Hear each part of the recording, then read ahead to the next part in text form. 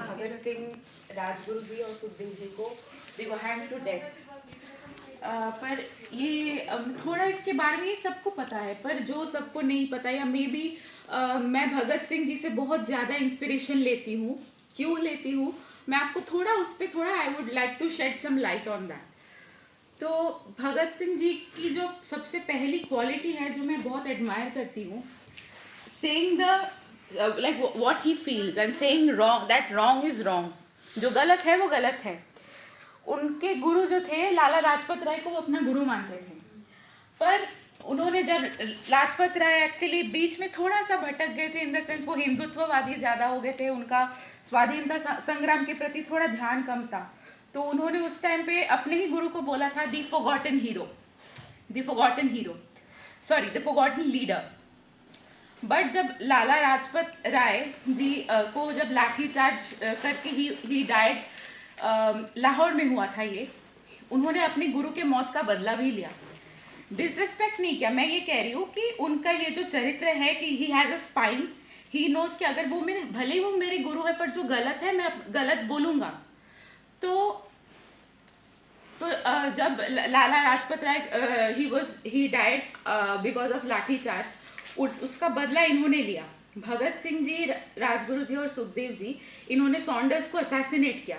Saunders वो general थे जिन्होंने लाहौर कॉन्स्पिरेसी केस के उन्होंने उसको लीड किया था।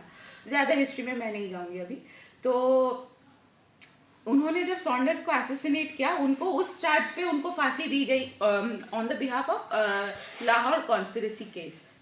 तो खैर जेल की बात मैं करूंगी। जब भगत सिंह जी जेल में थे, दूसरी क्वालिटी मैं उनकी एडमायर करती हूँ कि एक होता है कि what differentiates heroes from ordinary people, उनका जज्बा। क्या जज्बा था उस आदमी का, आप सोचिए।